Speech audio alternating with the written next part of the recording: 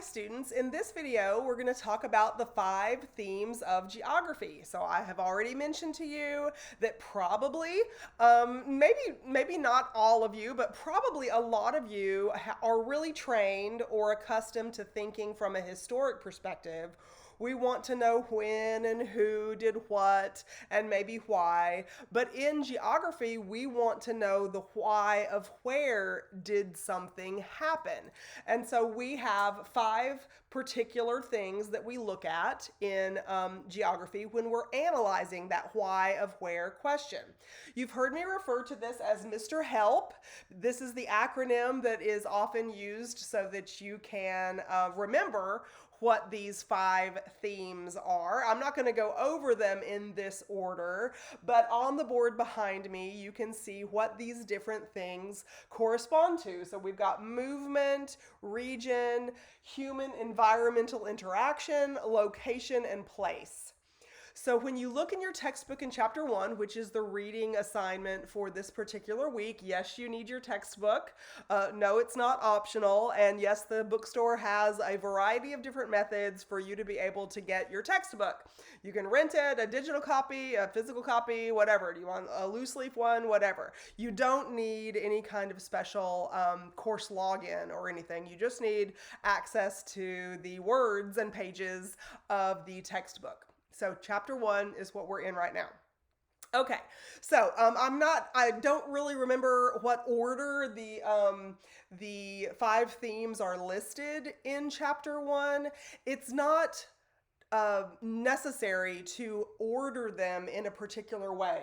The only reason we order it Mr. Help is just because it's easy to understand that way. But these don't, come out. One comes from another, comes from another. They aren't progressive in any way. It's just a means to remember what they all are. So you see, I'm going to start with the explanation of location. Location is one of the 5 themes of geography. We want to describe what the location is like. It's a particular spot in a landscape, and what we want to know is precisely a spot, which is called absolute location, such as the precise point where the latitude and the longitude, I've got my hand straight up and down, so longitude goes up and down on a map, and latitude goes across on a map. So precisely where those 2 points cross is an absolute location. That one way that you can get an absolute location. And so have you ever dropped a pin when you're using your GPS program? So that's what it's called. Let's drop a pin. It puts a little red dot and it gives you precisely right down to the minutes, degrees, and seconds, the degrees, minutes, and seconds of that spot where the latitude and longitude lines cross. That would be one way of stating specifically an absolute location. Another way of doing it is giving a precise address. So somebody needs to go to 123 Main Street in XYZ city. Okay, so that is also an absolute location that gives you a precise spot on a map, a precise spot in the landscape, so that you can go directly to it if you need to, or examine things that are happening there specifically if you need to. But there are other ways to look at location also. Has someone ever said, well, where is something? Where are we going? Where do you want me to go? And you don't have a pin drop to tell them exactly what to do. You don't have a precise address to tell them go to this particular spot, program this into the GPS. But instead you have a relative area, a relative location. Another vocabulary word, if you're not writing these down in this video, you must. You can get from my discussion here what the definitions are, or look in your textbook. So you've got absolute location, a precise spot in the landscape, denoted by an address or denoted by that latitude and longitude intersection. or you have a relative location. I don't really know where the theater is, but it is 2 or 3 blocks away from the Taco Bell that's on this particular street in this particular town. And you'll find it if you go down, oh, it'll be on the right or it'll be on the left. And this is a relative location that gives you and me or whoever a general idea of where are we going, and we need to look around for this spot so we know where it is. And so those are 2 different ways that you can analyze location. And in the mental maps that people create in our daily lives, where we have like this general idea, this spatial concept in our minds of particularly the places that we go on a regular basis, to and from work, home, school, the store, a restaurant, all these different places where we go, in our daily lives, we have a general idea of their relative locations, and quite often we can't say, this is the address where I want you to meet me.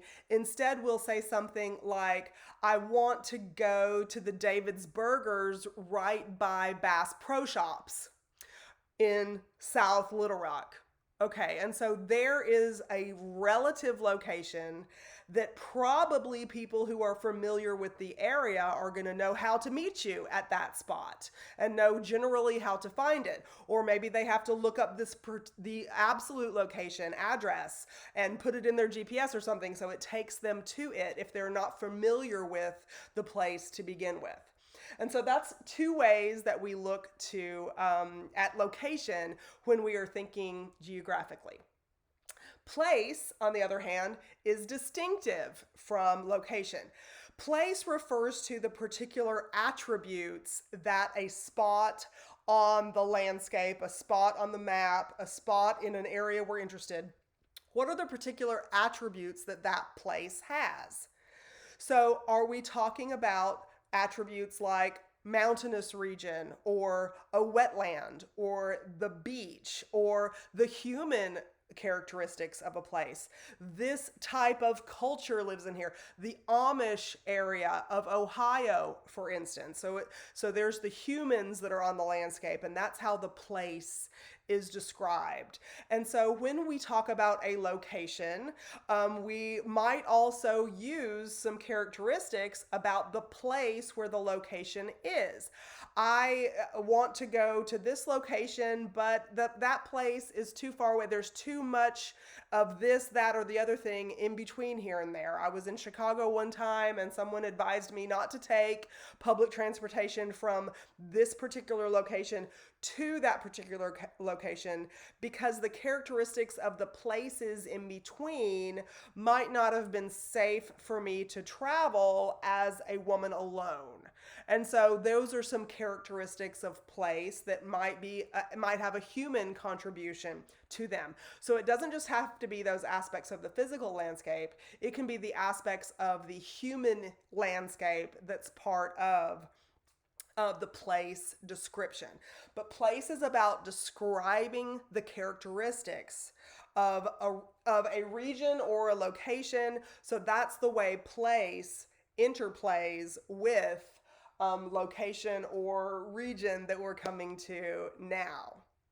So make sure that when you're taking notes on this, you've got more written down in your notes than simply this list behind me, because I'm describing these things to you as we go through this list. And you can certainly look in chapter 1 of your textbook to get, to highlight the page or to write down the characteristics of these things that I'm describing. So you have them in your notes, which you need really thorough notes in order to ace your first big point getter in this class, whether it's a project or a test. We've got, you're going to be using this information and applying it and thinking geographically, thinking like a geographer on your first test or project that you have assigned. Okay, so let's move on to region. And with region, if you are taking notes as we go, we're in region now, and there's going to be 3 different kinds of regions that we're going to look at. So a region is a particular area. It's not just one spot on a map, but it is one general area, and it has it shares characteristics. So the place of that region, there is a similar characteristic for the entire area that is considered to be a region. So a region can be three different things. There can be a functional region. Let's look at that one first.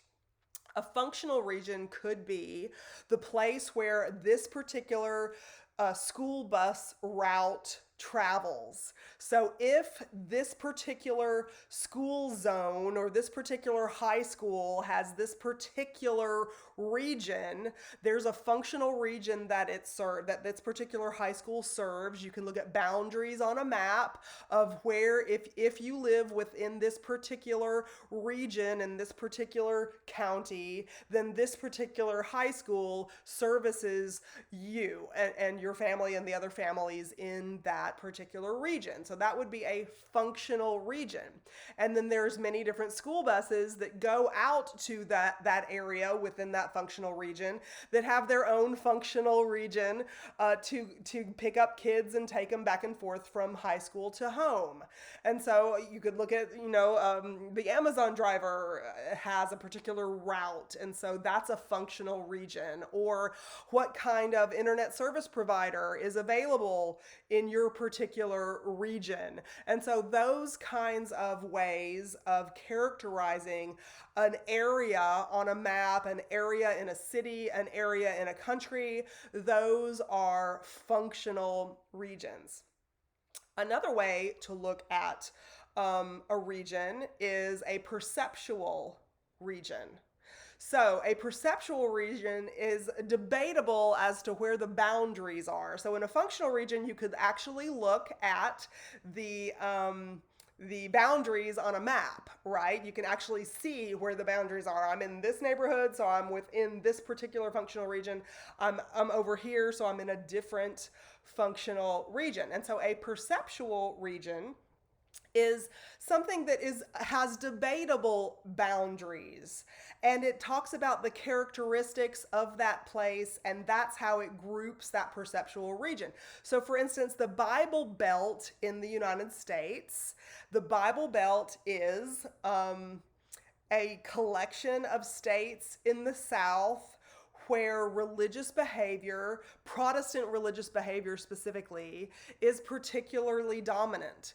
And so over the years, the places that are included in the region called the Bible Belt have changed. Like the boundaries in general have changed over time. The idea of what's included in the Bible Belt or not included in the Bible Belt. The area where people call the Midwest. Some people call Arkansas the Midwest. And people who live in Arkansas often consider it to be the South, right? And so there's a difference in perceptual regions that even the state of Arkansas belongs to. So there are 3 different kinds of regions. And I will be back in the next video to talk about the rest of these concepts. So this one won't get so long.